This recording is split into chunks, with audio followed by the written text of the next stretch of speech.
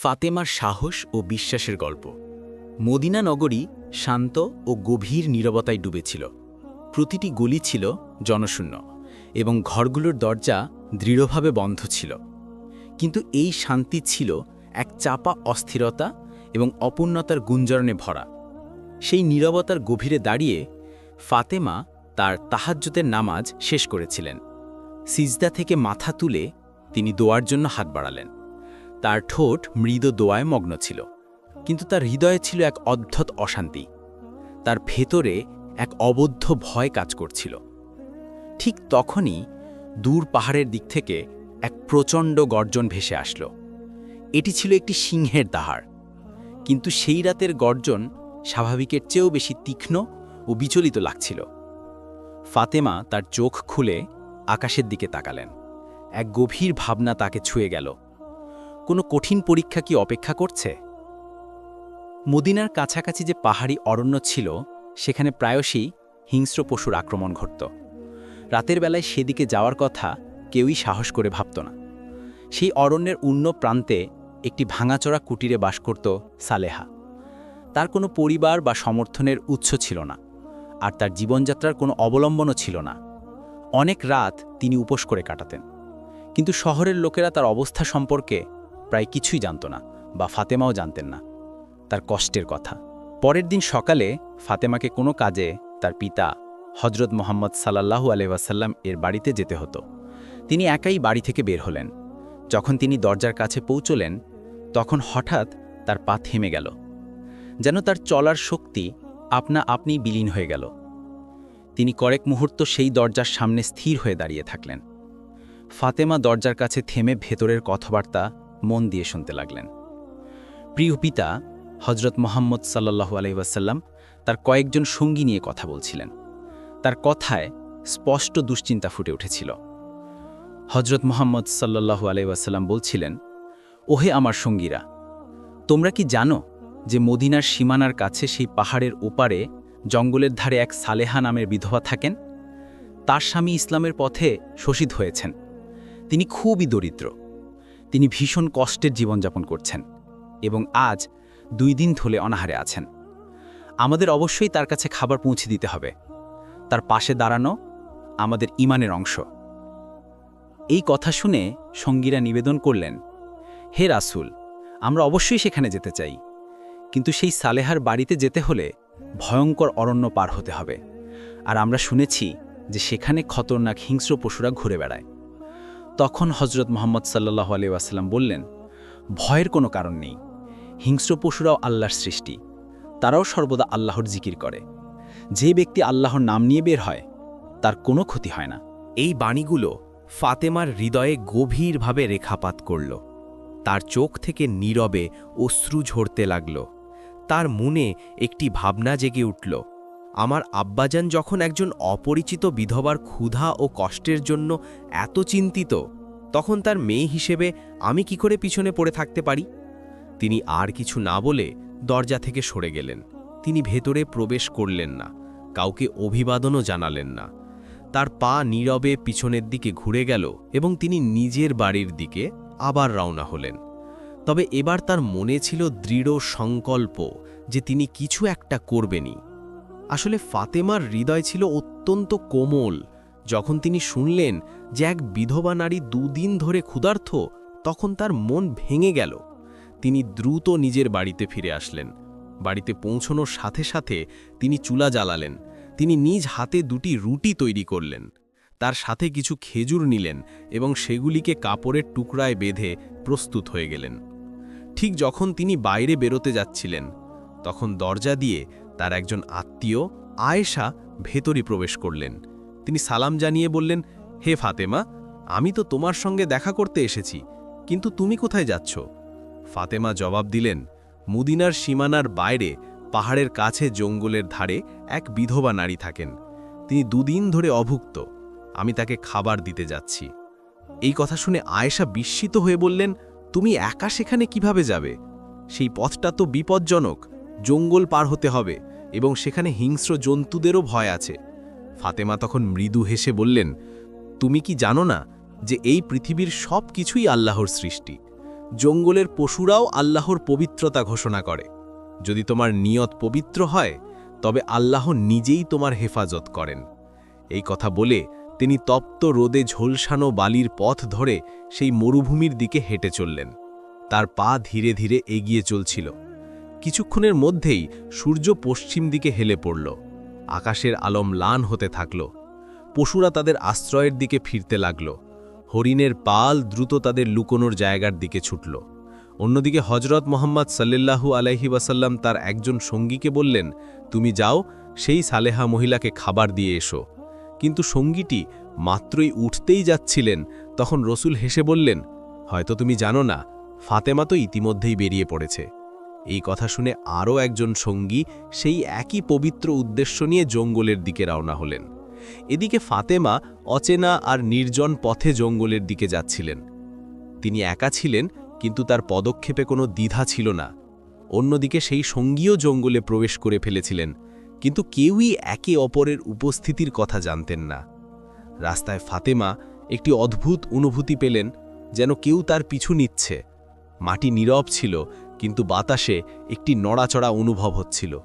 তিনি থেমে পিছনে তাকালেন এবং দেখলেন একটি বিশাল সিংহ নীরবে তার পিছু পিছু আসছে। সিংহটি কাছে চলে আসলো, কিন্তু ফাতেমার মুখে ভয়ের কোনো চিহ্নই ছিল না। তিনি স্থির হয়ে দাঁড়িয়ে থাকলেন এবং সিংহের চোখের দিকে শান্ত দৃষ্টিতে তাকিয়ে বললেন, হে জঙ্গলের সিংহ, তুমিও আল্লাহর সৃষ্টি আর আমিও। আল্লাহ তোমাকে শক্তি দিয়েছেন, কিন্তু আমাকে দিয়েছেন তার পথে চলার দৃঢ় সংকল্প। তুমি কি জানো না যে আল্লাহর আদেশ হলো ক্ষুধার্তকে খাদ্য দিতে হবে, এবং আমি সেই কাজের জন্যই বেরিয়েছি। তুমি আমার পথে বাধা সৃষ্টি করো না, বরং যদি পারো আমার হেফাজত করো। তার কথায় সে গভীর বিশ্বাস ও মাধুর্য ছিল, যা কেবল একটি সত্যিকারের হৃদয় থেকেই উৎসারিত হয়। সিংহটি তখন থেমে গেল, তার চোখের তীক্ষ্ণতা কমে গেল, যেন সে ফাতেমার কথা সম্পূর্ণরূপে বুঝতে পারছিল। ফাতেমার মুখ থেকে এই আস্থাভরা শব্দগুলি উচ্চারিত হওয়ার সঙ্গে সঙ্গেই এক অবিশ্বাস্য দৃশ্য উপস্থিত হল। আল্লাহ নির্দেশে সে সিংহটি, যা কিছুক্ষণ আগে নীরবে তার দিকে এগিয়ে আসছিল, হঠাৎ থেমে গেল। এরপর ধীরে ধীরে সিংহটি তার মাথা নিচু করল, তার পায়ের কাছে এসে বসল। সে তার থাবাগুলি মাটিতে রাখল এবং তার লেজ লম্বা করে মাটিতে স্পর্শ করালো। হঠাৎ করেই তার মুখ খুলে গেল। সে অত্যন্ত বিনীতভাবে বলল, হে জান্নাতের নারী ফাতেমা, আমার সালাম গ্রহণ করুন এবং আমার সালাম উভয় জগতের রহমত হজরত মোহাম্মদ সাল্লাল্লাহু আলাইহি ওয়াসাল্লামের কাছেও পৌঁছে দিন। আমি আপনাকে ক্ষতি করতে আসিনি, বরং আপনার নিরাপত্তার জন্য উপস্থিত হয়েছি। যেই নবীর সৃষ্টির কারণে এই মহাবিশ্ব সৃষ্টি হয়েছে, আমরা সেই দয়ালু নবীর মেয়ের ক্ষতি কিভাবে করতে পারি? আমরা হয়তো হিংস্র পশু, কিন্তু আমাদের অন্তর সেই পবিত্র মুখের এক ঝলক দেখার জন্য সর্বদা ব্যাকুল থাকে। ফাতেমা তখন মাথা নিচু করলেন, সিংহটির দিকে একবার তাকালেন এবং তার হৃদয়ের গভীরে আল্লাহ প্রতি কৃতজ্ঞতা প্রকাশ করলেন। ঠিক সেই সময় দূরে থাকা সেই সঙ্গী, যিনি জঙ্গলে প্রবেশ করেছিলেন, এই সম্পূর্ণ দৃশ্যটি দেখছিলেন। বিস্ময় এবং গভীর ভালোবাসায় তার চোখ জলে ভরে গেল। আবেগে মগ্ন হয়ে তার মুখ থেকে আপনা আপনি বেরিয়ে আসলো, হে আল্লাহ, আমরা কত ভাগ্যবান যে তোমার নবীকে মানি। কিন্তু আফসোস সেই সব মানুষের জন্য যারা আজও সেই নবীকে চেনে না, যাকে জঙ্গলের পশুও চেনে। হে আল্লাহ, তুমি তাদেরও সৎপথে দেখাও। সেই সঙ্গীর চোখ থেকে অশ্রু ঝরতে লাগল এবং তিনি আনন্দের সাথে মদিনার দিকে ফিরে চললেন, যাতে হজরত মোহাম্মদ সাল্লাল্লাহু আলাইহি ওয়াসাল্লামকে এই ঘটনা জানাতে পারেন। এদিকে ফাতেমার যাত্রা চলছিল। সেই সিংহটি এখন তার অনুসরণ করছিল। নীরবে তাকে রক্ষা করতে করতে, পথ পরিষ্কার করতে করতে সে তাকে জঙ্গল পার করিয়ে সেই সালেহা বিধবার কুড়েঘরের কাছাকাছি নিয়ে যাচ্ছিল। তারপর ফাতেমা জঙ্গল পার করে সেই সালেহা বিধবার কুড়েঘরের কাছাকাছি পৌঁছলেন।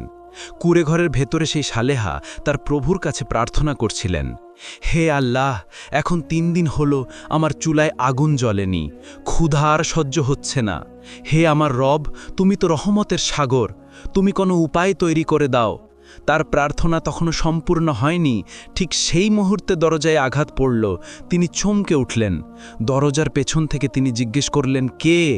দরজার বাইরে থেকে একটি নরম কিন্তু স্পষ্ট এবং বিশ্বাসপূর্ণ কণ্ঠস্বর আসলো, আমি ফাতেমা, হজরত মোহাম্মদ সাল্লাল্লাহু আলাইহি ওয়াসাল্লামের মেয়ে।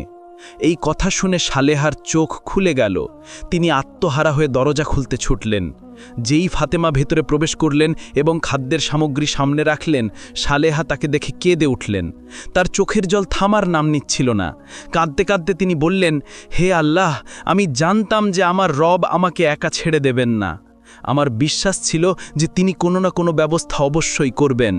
হে ফাতেমা, তুমি শুধু মানুষ নও, তুমি সেই নারী যার মর্যাদার কথা স্বয়ং আল্লাহ তাআলাও বর্ণনা করেছেন। ফাতেমা তখন মাথা নিচু করলেন, সালেহার মাথায় হাত রাখলেন, তাকে সান্ত্বনা দিলেন, তারপর কোনো প্রশংসা বা অহংকার না করে নীরবে ফিরে আসার জন্য রওনা হলেন। ফিরে যাওয়ার সময়ও সেই সিংহটি তার সঙ্গী ছিল। পথের নিরাপত্তা নিশ্চিত করছিল যেন এক বিশ্বস্ত প্রহরী। ঠিক সেই সময় জঙ্গলের কাছে এক পশুপালক, যিনি প্রতিদিন সেখানে তার ছাগল চড়াতে আসতেন, তার ছাগলগুলোর পেছন পেছন চলছিলেন। তিনি যখন এই দৃশ্য দেখলেন যে একটি সিংহ এক মহিলার সাথে সাথে চলছে, অথচ তাকে কোনো ক্ষতি করছে না, বরং সুরক্ষিতভাবে তার সঙ্গে যাচ্ছে, তখন তিনি আশ্চর্য হয়ে গেলেন। তিনি সঙ্গে সঙ্গে ছাগলগুলোকে একপাশে দাঁড় করালেন এবং মনোযোগ দিয়ে দেখতে লাগলেন। তিনি ফতেমাকে চিনতেন না, কিন্তু যে দৃশ্য তার চোখের সামনে ছিল তা অসাধারণ ছিল। তিনি স্তব্ধ হয়ে দাঁড়িয়ে থাকলেন, যেন কিছু বোঝার চেষ্টা করছিলেন। কিছুক্ষণ পর ফতেমা জঙ্গল পার করে মদিনার সীমানায় প্রবেশ করলেন। সিংহটি নীরবে তার সাথে সাথে চলছিল, এবং যখন তিনি জঙ্গলের শেষ প্রান্তে পৌঁছলেন, তখন সেখানেই দাঁড়িয়ে বিনীতভাবে মাথা নিচু করে বিদায় জানালো এবং তারপর আবার জঙ্গলের দিকে ফিরে গেল। সে তার কর্তব্য সম্পন্ন করে চুকেছিল। অন্যদিকে হযরত মুহাম্মদ সাল্লাল্লাহু আলাইহি ওয়াসাল্লাম তার সঙ্গীদের সাথে বসেছিলেন। তাদের কথোপকথন চলছিল যে হঠাৎ সেই সঙ্গী, যিনি জঙ্গলে গিয়েছিলেন, ফিরে আসলেন। তিনি আবেগে পরিপূর্ণ ছিলেন এবং সেই অলৌকিক ঘটনাটি রাসূলুল্লাহ সাল্লাল্লাহু আলাইহি ওয়াসাল্লামের সামনে বিস্তারিতভাবে বর্ণনা করলেন। এই কথা শুনে হযরত মুহাম্মদ সাল্লাল্লাহু আলাইহি ওয়াসাল্লাম হেসে বললেন, ফতেমা শুধু আমার মেয়ে নয়, বরং আল্লাহর পছন্দের বান্দি। আল্লাহ তাআলা তাকে জান্নাতের মহিলাদের নেত্রী বানিয়েছেন। তোমরা মনে রেখো, যে ব্যক্তি সত্য ও ন্যায়ের পথে থাকে, তার কাছে আল্লাহর সাহায্য অবশ্যই আসে। এই ঘটনা সঙ্গীদের মধ্যে একটি মহা অলৌকিক ঘটনার মতো ছড়িয়ে পড়ল। হযরত উমর রাজিয়াল্লাহু তাআলা আনহু বারবার আল্লাহু আকবার বলে আল্লাহর শ্রেষ্ঠত্ব ঘোষণা করতে লাগলেন। এদিকে সেই পশুপালক, যিনি ছাগল চড়াতে এসে সিংহ এবং ফতেমার দৃশ্য দেখে ফেলেছিলেন, ঠিক সেই মুহূর্তে হঠাৎ সেই সিংহটি আবার জঙ্গল থেকে বেরিয়ে এসে সেই পশুপালকের দিকে এগোতে লাগল। পশুপালকের পা কাঁপতে লাগল। তার মনে চিন্তা আসলো, এবার হয়তো এই সিংহ আমাকে শেষ করে দেবে। কিন্তু না, আল্লাহর নির্দেশে আরও একবার সেই সিংহের মুখ খুলে গেল। সিংহটি শান্ত কণ্ঠে বলল, ওহে অপরিচিত মানুষ, তুমি এখনও ঈমান আনোনি, অথচ আমরা জঙ্গলের হিংস্র পশুরা সেই নবীকে চুনেছি, যিনি রহমতে দো আলাম, আল্লাহর প্রিয় হযরত মুহাম্মদ সাল্লাল্লাহু আলাইহি ওয়াসাল্লাম। এখনও সময় আছে, চলে যাও সেই নবীর কাছে, কালেমা পড়ো এবং মুসলমান হয়ে যাও। আমি জঙ্গলের সিংহ তোমাকে প্রতিজ্ঞা করছি, তোমার ফিরে আসা পর্যন্ত তোমার ছাগলগুলোকে খাওয়া তো দূরের কথা, আমি তাদের স্পর্শও করব না। আমি নিজে তাদের পাহারা দেব, শুধুমাত্র এই কারণে যে তুমি নবীর দিকে যেতে পারো। সিংহের মুখ থেকে এমন কথা শুনে পশুপালকের ওপর গভীর নীরবতা নেমে আসলো। তার ঠোঁট সম্পূর্ণভাবে স্তব্ধ হয়ে গেল, শুধু বিস্মিত চোখ সিংহের দিকে তাকিয়ে থাকল, যেন তিনি বুঝতেই পারছিলেন না যে এটা স্বপ্ন না বাস্তবতা। কিন্তু তার হৃদয়ের ভেতরে যেন এক আলোর ঝলকানি নামল। তিনি এক মুহূর্ত দেরি করলেন না। তার ছাগলগুলোকে সেখানেই ছেড়ে দিয়ে তিনি হযরত মুহাম্মদ সাল্লাল্লাহু আলাইহি ওয়াসাল্লামের দিকে দৌড় দিলেন। অন্যদিকে হযরত মুহাম্মদ সাল্লাল্লাহু আলাইহি ওয়াসাল্লাম তার কয়েকজন সঙ্গীর সাথে উপস্থিত ছিলেন। ঠিক সেই সময় হযরত জিবরাইল আলাইহিসসালাম তশরিফ আনলেন। তিনি নিবেদন করলেন, ইয়া রাসূল, আজ একজন পশুপালক আপনার দরবারে আসছেন। তিনি ঈমান আনতে চলেছেন, কিন্তু এই খবর তাকে পৃথিবীর কোনো মানুষ দেয়নি। তাকে এই বার্তা জঙ্গলের একটি সিংহ পৌঁছে দিয়েছে। যান, তাকে স্বাগত জানান। হযরত মুহাম্মদ সাল্লাল্লাহু আলাইহি ওয়াসাল্লাম কয়েকজন সঙ্গীর সাথে উঠে দাঁড়ালেন। কিছুক্ষণের মধ্যেই দূর থেকে একজন লোককে আসতে দেখা গেল। সেই পশুপালক, যিনি দ্রুত পায়ে হেঁটে রাসূলুল্লাহ সাল্লাল্লাহু আলাইহি ওয়াসাল্লামের পবিত্র দরবারে হাজির হচ্ছিলেন। হজরত মোহাম্মদ সাল্লাল্লাহু আলাইহি ওয়াসাল্লাম তাকে দেখেই বললেন, তুমি দেরি করেছ, তোমার এখনই ঈমান আনা উচিত ছিল। ইস, যদি আর একটু আগে আসতে তবে তোমার জন্য আরও ভালো হতো। পশুপালক এই কথা শুনে আশ্চর্য হয়ে থেমে গেল। তার মনে প্রশ্ন জাগল, নবী পাক সাল্লাল্লাহু আলাইহি ওয়াসাল্লাম কিভাবে জানলেন? তিনি শ্রদ্ধার সাথে নিবেদন করলেন, ইয়া রাসূলুল্লাহ, আপনি এটা কিভাবে জানলেন? হজরত মোহাম্মদ সাল্লাল্লাহু আলাইহি ওয়াসাল্লাম হেসে বললেন, আমি শুধু এই খবরই রাখি না, বরং আমি এটাও জানি যে তোমাকে জঙ্গলের সিংহ এখানে পাঠিয়েছে। এই কথা শুনে পশুপালক থরথর করে কেঁপে উঠলেন। তার মুখে আর কোনো প্রশ্ন থাকল না। তার হৃদয়ের জগৎ পাল্টে গেল। চোখ আর্দ্র ছিল এবং ঠোঁটে বিনয়। তারপর তিনি নিবেদন করলেন, ইয়া রাসূলুল্লাহ, আমাকে কালিমা পড়িয়ে দিন, আমাকে মুসলমান বানিয়ে দিন। রাসূলুল্লাহ সাল্লাল্লাহু আলাইহি ওয়াসাল্লাম তাকে নিজের কাছে ডাকলেন। রহমত ও স্নেহপূর্ণ কণ্ঠে বললেন, আমার সাথে পড়ো, আশহাদু আল্লা ইলাহা ইল্লাল্লাহু ওয়া আশহাদু আন্না মুহাম্মাদান রাসূলুল্লাহ। পশুপালকের চোখ থেকে অশ্রু ঝরতে লাগল, ঠোঁট কাঁপছিল এবং তিনি পূর্ণ বিশ্বাসে কালিমা পাঠ করলেন। তার সারা শরীর কাঁপছিল, যেন তার কাঁধ থেকে কোনো ভারী বোঝা নেমে গেল এবং এক নতুন আলোকধারা তার হৃদয়ে প্রবেশ করল। সঙ্গীরা আল্লাহু আকবার ধ্বনি দিলেন এবং নবী করিম সাল্লাল্লাহু আলাইহি ওয়াসাল্লাম তার কাঁধে হাত রেখে বললেন, আজ তোমার কপাল তোমাকে সেই হেদায়েত দিয়েছে যা আমরা সকলেই আল্লাহর কাছে চাই। তুমি খুব ভাগ্যবান যে তুমি এই বার্তা একটি হিংস্র পশু, একটি জঙ্গলের সিংহের মাধ্যমে পেয়েছ। অন্যদিকে জঙ্গলের ধারে সেই সিংহটি পশুপালকের ছাগলগুলোর কাছে বসে নীরবে তাদের পাহারা দিচ্ছিল। যখন পশুপালক ঈমান এনে ফেললেন, তখন তিনি নবী পাক সাল্লাল্লাহু আলাইহি ওয়াসাল্লামের কাছ থেকে অনুমতি চাইলেন যে গিয়ে নিজের ছাগলগুলো ফিরিয়ে আনবেন। রাসূলুল্লাহ সাল্লাল্লাহু আলাইহি ওয়াসাল্লাম বললেন, যাও, এখন তোমার কোনো ভয়ের কারণ নেই, তোমার প্রহরীকে তো এখন স্বয়ং আল্লাহ নিযুক্ত করেছেন। যখন সেই পশুপালক তার ছাগলগুলোর কাছে ফিরে আসলেন, তখন দেখলেন সবগুলি ঠিক তেমনই সুরক্ষিত ছিল। সিংহটি তাকে দেখে উঠে দাঁড়াল, তারপর বিনয়ের সাথে মাথা নিচু করল এবং নীরবে জঙ্গলের দিকে ফিরে গেল।